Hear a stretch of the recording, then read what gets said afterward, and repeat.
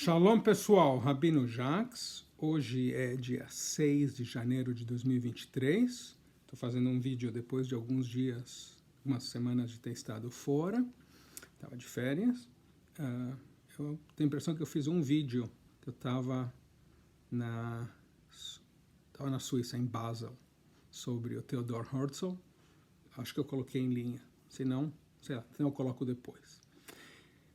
Essa paraxá essa semana é muito interessante. Vayehi é a última do livro de Gênesis, e eu me ponho a pensar que, bom, nós terminamos de ler o livro de Gênesis, né? E é um livro que tem muitas lições muito importantes. Eu acho, sobretudo, os nossos rabinos eram muito sábios em relação à natureza humana, né? E tem vários temas, mas um deles que eu acho que persiste por todo o livro, né, do começo até o fim, é a rivalidade entre irmãos. A luta, a briga, né, a desarmonia entre irmãos e irmãs também, vou mostrar para vocês. E eu acho que nós podemos aprender algo muito importante observando o que acontece nas relações entre irmãos através do livro. Eu vou começar com o mais básico, que é o seguinte: o teu primeiro grande inimigo, talvez o teu maior inimigo, é teu irmão ou tua irmã. Por quê? Porque apesar do que a gente acha, tem que ser como irmão, tem que gostar um do outro, cuidar um do outro, que é verdade, essa é a pessoa com a qual você tem o primeiro conflito de verdade por algo realmente importante, que é o amor e a atenção dos teus pais. Tá? Eu acho esse é uma ideia que eu tenho faz tempo. Mas vamos ver. No começo do Gênesis, nós temos os primeiros irmãos, que nascem, o Caim e o Abel. E como nós sabemos, com ciúmes, o Caim mata seu irmão Abel. E aí, Deus faz para ele uma pergunta, que é uma pergunta obviamente retórica, né? Que essa pergunta eu acho que ela ecoa por todo o livro de Gênesis. Né? Quando Deus pergunta para o Caim, cadê teu irmão? Ele diz, e por acaso eu sou o cuidador do meu irmão? E acho que essa pergunta ecoa por todo o livro, porque a resposta óbvia é sim, você tem que cuidar do teu irmão, da tua irmã. Porém, eu acho que vai levar o livro inteiro, né, as 12 parashiot, para que essa ideia se transforme na norma em vez da exceção. Né? Por exemplo, nós temos problema entre os dois filhos do Abrão, o Ismael e o Isaac. O Ismael, junto com a sua mãe Hagar, são tocados para fora da casa de Abrão pela Sara. E então há uma separação entre os irmãos, e eles somente vão se rever, e obviamente havia uma relação difícil entre eles, né? Eles somente vão se rever quando Abrão morre, aí os dois, o Isaac e o Ismael, vão estar no mesmo lugar, depois de vários anos de terem estado à parte. E, de acordo com tanto a tradição judaica como a muçulmana, o Isaac é o pai, um dos pais, né, da nação hebreia, da nação judaica, enquanto que o Ismael é o pai da nação árabe. E eu acho, né, eu quero crer que, da mesma maneira que esses dois irmãos, esses dois patriarcas podem se reunir, eventualmente, talvez, algum dia, né, os judeus e os árabes possam também se reunir para ter paz. Na próxima geração, na Bíblia, nós temos os gêmeos, o Jacó e o Esaú. Esses aí são ótimos, porque eles já começam brigando no ventre da mãe. Aí, depois, o Esaú quer assassinar o Jacó por ter roubado a primogenitura dele. Né, o direito de receber a bênção do primogênito, que não é somente uma bênção, uma coisa que tem mais do que uma dimensão espiritual, também vem com poder, com dinheiro. Né? Quer dizer, o Jacó ferrou bastante o irmão dele. Porém, No final, os irmãos se abraçam, se bem que eles nunca vão ser realmente próximos, né, ou achegados. De acordo com a tradição judaica, Jacó é um dos outros patriarcas da nação hebreia, do povo hebreu, enquanto que Saul é o patriarca de Edom, que eventualmente vira Roma, que vem a representar a nação cristã. E hoje em dia nós finalmente vemos que há uma reconciliação entre judeus e cristãos.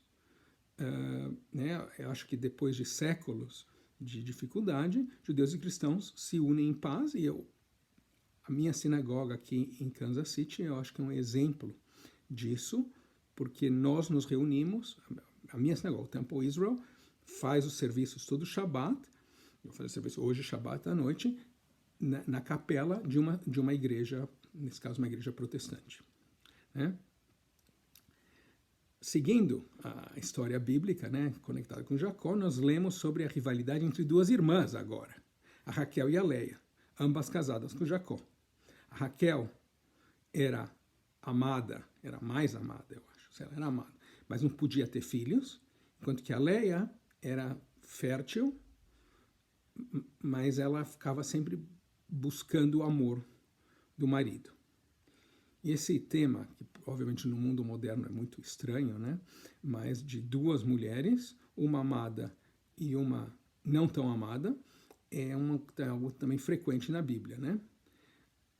E através do livro de Gênesis, nós vemos essas duas irmãs se relacionando uma com a outra, com uma mistura de inveja e amor. E no fim do livro de Gênesis, que nós estamos terminando agora, nós vemos a rivalidade entre José e os irmãos. O José era um sujeito arrogante, né? Porém, os irmãos, com inveja, vendem ele como escravo. E, finalmente, na paraxá da semana passada, essa que passou, nós encontramos, eles se abraçam e há uma reconciliação e um perdão, e eles reconstroem as relações, e acho que essa ideia de você reconstruir relações, de você, apesar dos problemas, né, buscar se dar com a tua família, é um tema central. E isso nos traz, finalmente, para os dois irmãos que aparecem nessa semana, que eu acho que são personagens muito interessantes, o Efraim e o Menaché. Eles são os dois filhos de José, que foram adotados pelo avô Jacó, e são duas das tribos. Por quê? Vou tentar te explicar. Não, é fácil. Jacó teve quantos filhos? 12. Porém, 11 meninos, uma menina. A menina era a Dina. Né? A Dina não teve tribo. Então você tem 11 meninos. Como é que você tem 12 tribos? Porque não há tribo de José. Há 10 tribos, são os 10 irmãos. E em vez do José, tem a tribo de Efraim e do Menaché. E esses dois meninos, o Efraim e o Menaché, são um modelo dentro do judaísmo. Tanto que se acostuma, quando o pai dá uma bênção para os filhos na sexta-feira à noite, ele o bendiz com palavras que vêm da paraxá dessa semana, que Deus te faça como Efraim e Menaché. E só para ser justo, né, vou dizer que eu não sou contra mulheres, quando você benzer suas filhas, você diz que Deus te faça como Sara, Rebeca, Raquel e Leia. Tá? Porém, por que o Efraim e Menaché? Poderia dizer, sei lá, Deus te faça como Abraão, Isaac e Jacó, sei lá. Não. Por que Efraim e Menaché?